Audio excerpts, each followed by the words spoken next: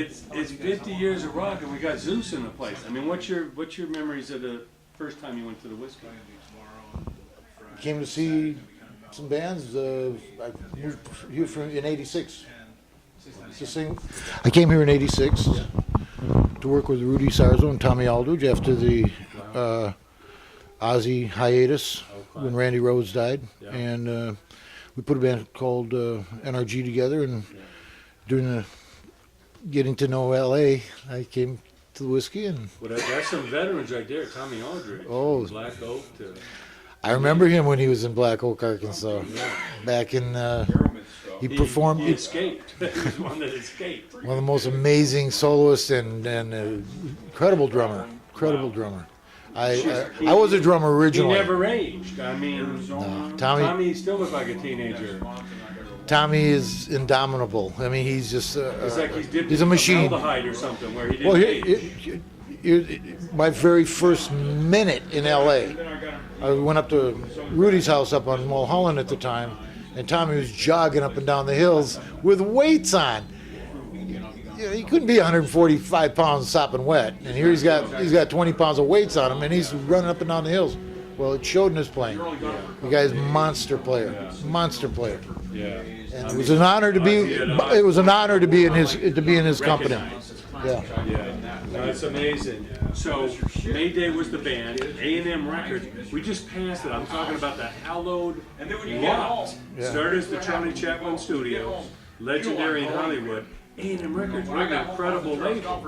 There was so much artistry, so many bands. Yeah, we were Albert on down. It was all about the music. We were signed in 1980, released our first album in '81, Mayday, and then in '82 we did Mayday Revenge, was the name of the second album, and then we were at that point excused. Never understood it, but that's the business, you know. Yeah.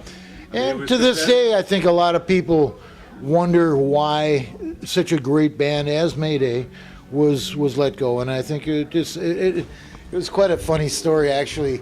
When we were first signed, we were signed out of New York. They had come to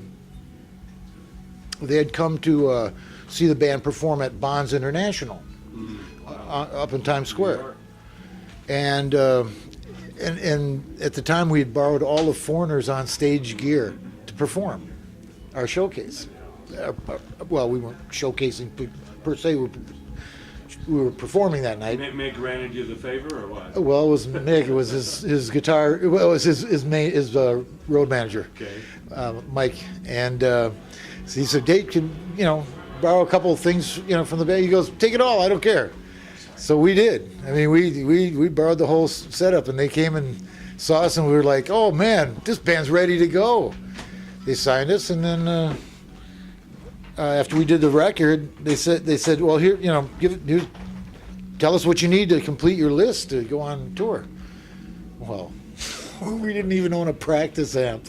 It's like they failed to realize that it said Foreigner on all the gear, and so they were kind of taken back by that. But hey, they didn't ask, we didn't tell.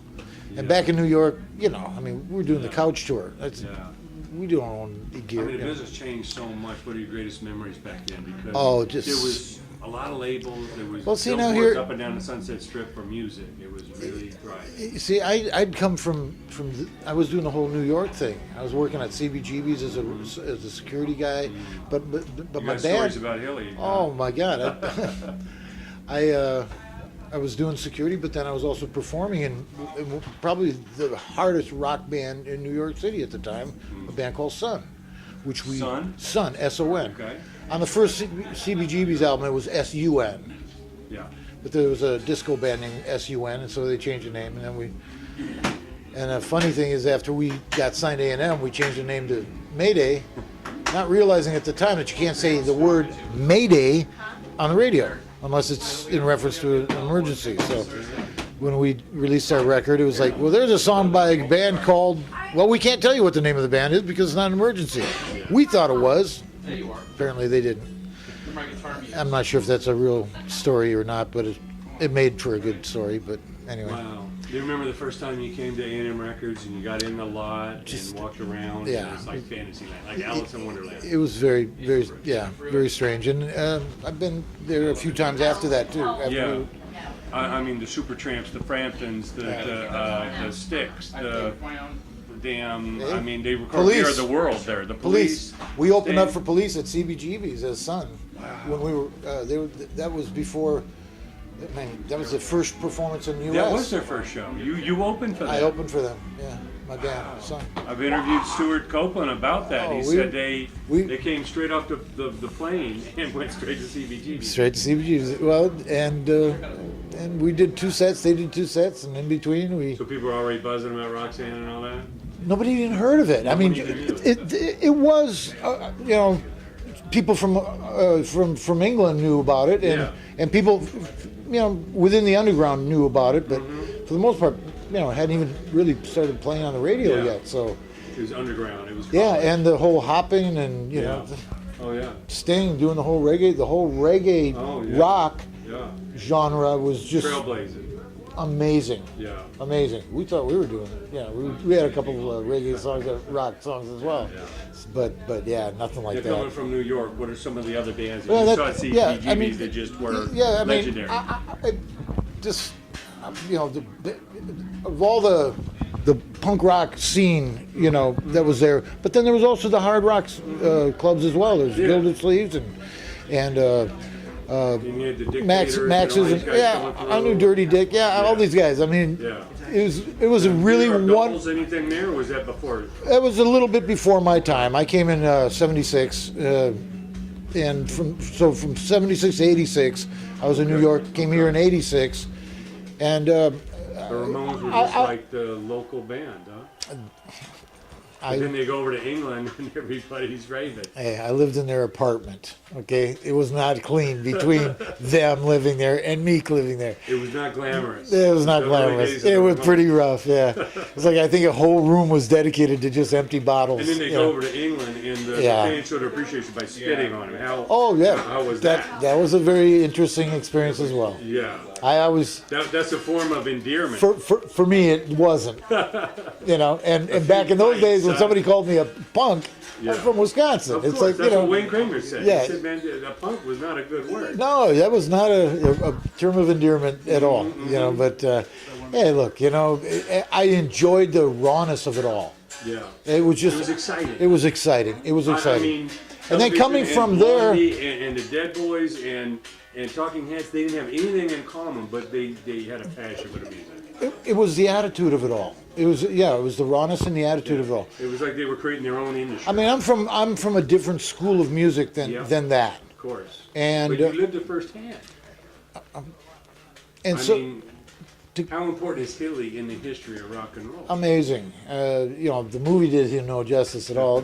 Actually, the movie's a bunch of bull crap. It's from what I'm hearing. I have not seen it. I want to preface it by saying that, but from everybody I know that actually worked there, and I knew everybody that worked there very well, they all say it's not even close to how it really was, and it probably shouldn't have been. I mean, they made a fantasy. It's a movie. Yeah, reality is distant from. But for all of us who actually worked there and lived there and hung there, those are some memories that will last us a lifetime. Well, Dead Boys, they drove all the way from Ohio. Yep. What were your memories of that? Still was an incredible frontman. I remember going in there and listening to their sound checks and hanging out with them at, we closed the club nightly, because they were managed by Hilly and we were managed by Charlie, and Charlie was the main sound guy there. Wow. So we opened up for the Dead Boys. Family. We opened, it was a very small, I mean, in terms of globally, it was a very small group of people. Yeah. And one little dingy club, man, just rocked the world. Amazing camaraderie too. I mean, it was I won't say it was a clique per se, but it was I mean, I was never considered myself a punk, and nobody really considered me as a punk. But because I had attitude, I think that was the common denominator. And although Sun was a hard rock band, not a punk band, we were a hard rock band. we still had attitude. And I think, again, you know, that was the common denominator that kind of allowed people to still appreciate what we did. Well, I know you're singing some Deep Purple tonight. How important was Deep Purple and bands like that to Son? For some, not so much, but for me, it was a big part of my upbringing. I always loved the progressive vocalists of the 60s and 70s and 80s. And Deep Purple, come on, really? Yeah, I mean, unbelievable. Even Richie Blackmore and I mean, even when you go back to In Rock with, you know, Rod Evans and all that. I mean, back even before In Rock, you know, when you get into Rod Evans, and then we used to open up I played in a band called Snowblind back in Wisconsin, and we toured with Captain Beyond. Captain Beyond. Awesome band. Rhino. Incredible band. Yeah. Most people don't even know about Captain Beyond. That first album was a motherfucker. Awesome. I was working with Rhino right up until his death. You know. Oh, you really? Yeah. He called me on the Bobby phone. Caldwell. I got some music. He said, I'm Rhino. And I said, the Rhino? And he's like, I said, Captain Beyond. He said, that was my band. Yeah. That was my band. Yeah. Rod Evans, I mean. Well, when we toured, it was Jason Cahoon was on vocals, Okay. Bobby Caldwell on drums, Yeah. and Paul Rhino. Oh, Lee. Yeah. Lee, I loved Lee.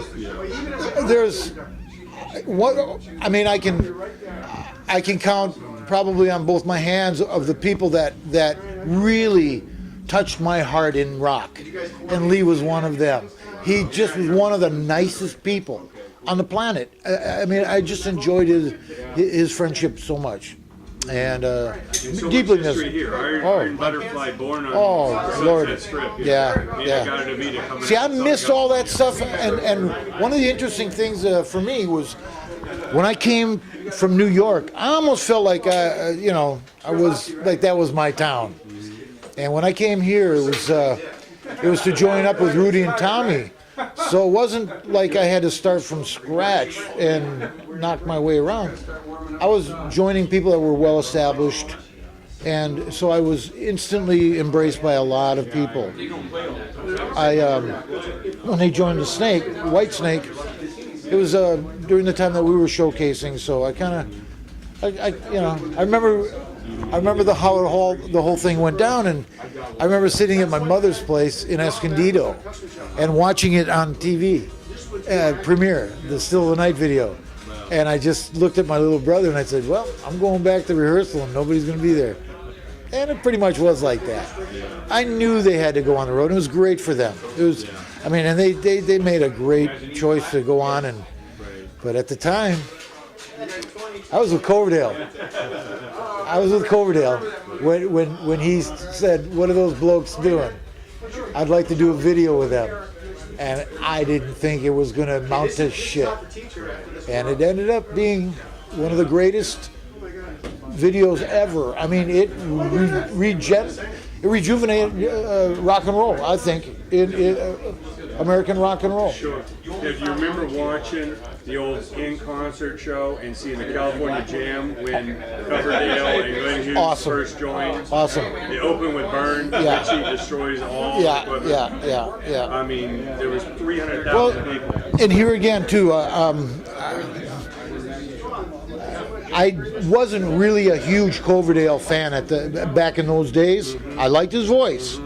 I'm leaning more towards the Glenn Hughes, but I was a major Ian Gillan fan. I thought Ian was just the bomb. I later got to look at that band without Ian in it. Oh yeah, it was. It was at first very difficult, but then to see the two of those guys, those two lead singers, blending and doing the Burn and the Stormbringers and all the different, just countless songs. I mean, back and forth. Dueling vocals, just awesome, and I've really came to appreciate it. But it wasn't until I saw that Still of the Night album when Coverdale really stamped it for me as the premier hard rock, baritone, heavy, but amazing range. He sang so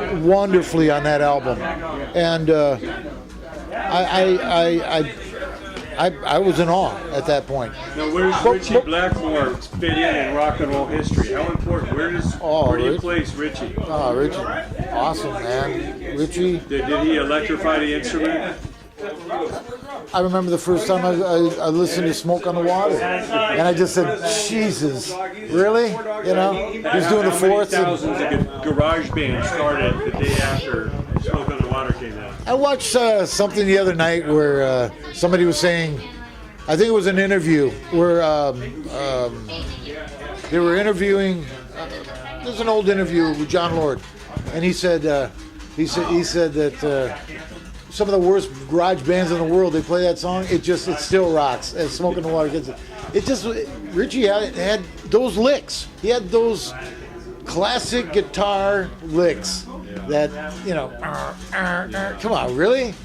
Simple, but to the point, and everybody could play them, and everybody wanted to play them. Yeah. I love that song still. There was something about the tension in that band that really created some of that magic. You know, it wasn't legendary. Easy to play with Richie. No, it wasn't easy to play with Richie at all. Right. But see, that's the thing about rock. I mean, you about any band. I mean, I remember Buddy Rich going through, you know, ordeals with his musicians. You know. I mean, it's like a marriage. Maybe you miss a note, you're off the bus. I mean, it's like a marriage. You're married to a bunch of people. Yeah. And when they don't come through, it's like a divorce of a bunch of people. You know. Well, speaking of Richie, 3 Doors Up, he's naming his band Rainbow. Yeah. I mean, how important is that again to the history of Sunset Strip? I think I loved Rainbow, and I love Ronnie James Dio in Rainbow. Talking about a nice guy. Oh, come on. Amazing human being. And great singer. And I watched that, I wasn't invited to that particular benefit, but they did that concert, or that song for the benefit, where all these singers were singing along with him. And he opened up his voice, and it just, nobody like Ronnie James Dio. Yeah. Had that thickness. I remember hearing Man on the Silver Mountain the first time I was in Panama. Yeah. And just that voice and Richie's guitar, it's like, it's a no-brainer. Yeah. I remember seeing Glenn Hughes with Richie, and it didn't work. Didn't work. I mean, with Sabbath. Excuse me. With Sabbath, didn't work. No. You know, and I didn't really think Dio with Sabbath was all that great either. It was almost a different band. A different band. Sammy with Van Halen. Just different. Yeah, and also Glenn Hughes and Coverdale with Deep Purple. You know. Mox, whatever. The Mox. You gotta love the Mox. Yeah. But isn't that great about life? You have these unexpected twists and these collaborations, and it just is a different thing. Yeah. Even playing this show tonight with people I've maybe met these guys last year for the first time. I actually met Tony years ago, but you know, and to be on stage with them and never rehearsing, and still it come off tightly, you know, because they're such good players. Yeah. And we're playing such great music. It's the songs that live on. Yeah. I mean, what's the elements of a great song to you? I think it just is. Yeah, it doesn't matter who plays it. It just is. It has all those little marks, earmarks of brilliance, simplicity, melody, rhythm. Makes you want to sing along. Just storyline. It just makes it. Just grabs you. It grabs you. Takes you on a ride. Yeah, and still leaves room for your own interpretation of it. Yeah. You know, Yeah. that's really. No, we love the band Stars. They were so underrated. Oh. You're talking about Michael E. Smith and doing a cover of his song. We did So Young So Bad, and that was when Sun. Back to the Day of Sun. No, it wasn't A&M actually. It was our production company, Empire Project, who decided to. They loved the song. Yeah. And there was a band from. Should have been a hit. Yeah, exactly. And they wanted us to do that song, and then another song called Once Upon a Time, from a band from New Zealand called Mother Goose. They had these two songs, and then And I had left the band Sun at the time, and so they wanted to maybe have me sing those songs and do the thing. And then we brought the band back together to do the thing. So we recorded half the record, sold it to A&M, and then from that point on, that was it. But we never even released it as a single, which really bothered me, because it was such a great anthem song. So Young, So Bad. Beautiful song, a great song. And we did a wonderful version of it. And they never pushed it. And they never pushed it. I never understood that. Never understood that. We ended up on the charts with a disco song. Wow. That's the days when the record labels told you what to do. Well, we were experimenting in a lot of different things, and I had a guitar player who wanted to kind of do his own kind of solo thing and his own kind of dance kind of thing. So Mayday was a really diverse band. We had a huge rock. You know, a lot of songs, a lot of hard rock songs, but we also had some of the more interesting dance, not really dance, but experimental dance-ish kind of stuff going on at the same time. Much like Queen did that. You know, they went from blazing hard rock to funk it. Yeah. You know, remember that song, Funk It? Yeah. Awesome. Yeah. Yeah. Roger Taylor and They just, yeah. John Deacon. Yeah.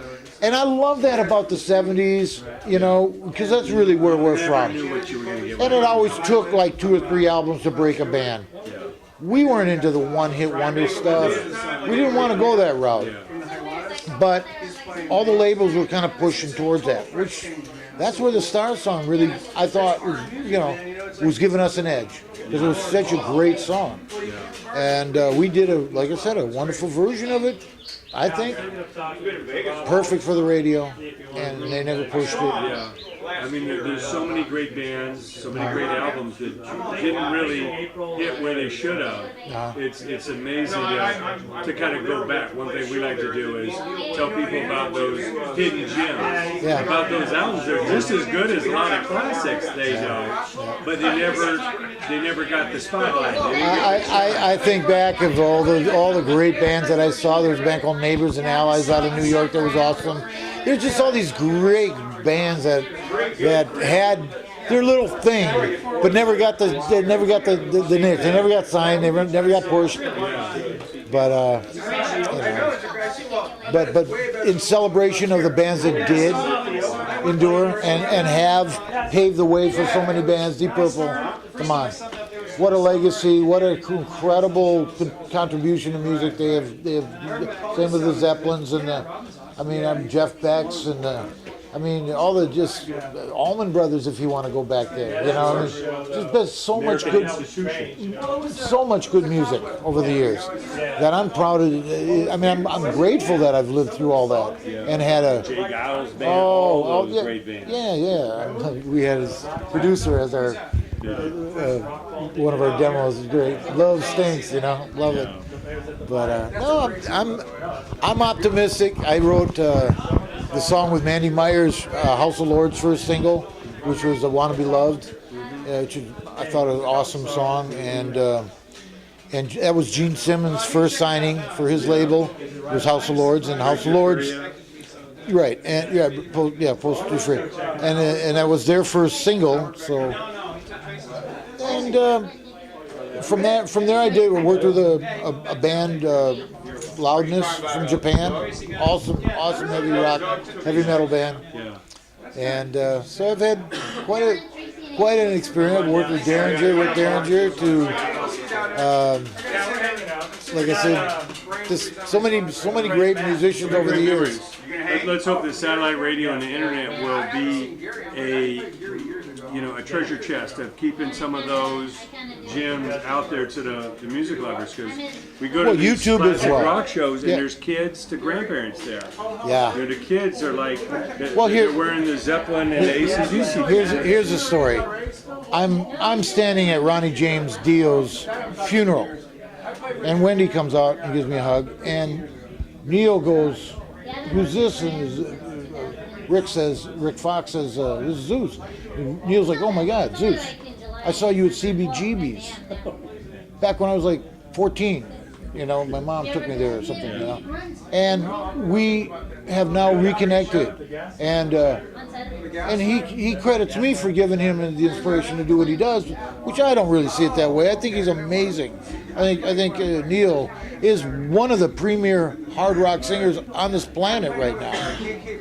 Underrated, I think. You know, I think he needs a hit. You know, he needs that one song, but awesome performer, awesome singer, and to be honored in such a way that he asked me to join him here, and Dave as well.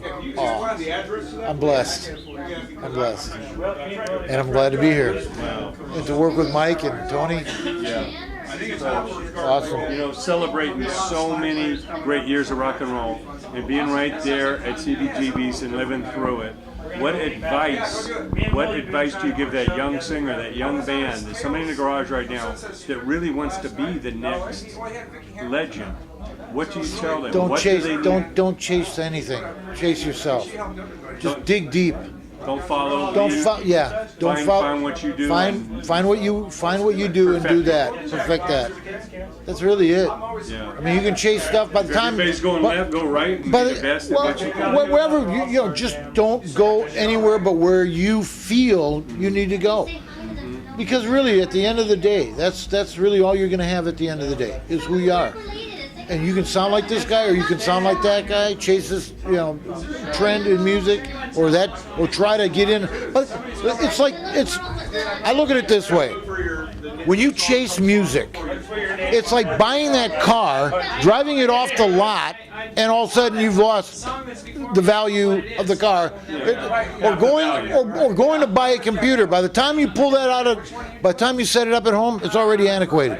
There's always something there to replace it. So don't chase that stuff. Don't try to, just find what you do. You know what I mean? Tell your own story. You can appreciate other. You can become influenced by other people. That's fine. Everyone does it. You know, borrow a little of this, be influenced by. But really put your own stamp on it. At the end of every day, think of yourself. That's it. You know, think of yourself, and that goes for guitar player. You play what you are, and you are what you play. At the end of the day, and that's what I always said to anybody: you play what you are, and you are what you play. At the end of the day.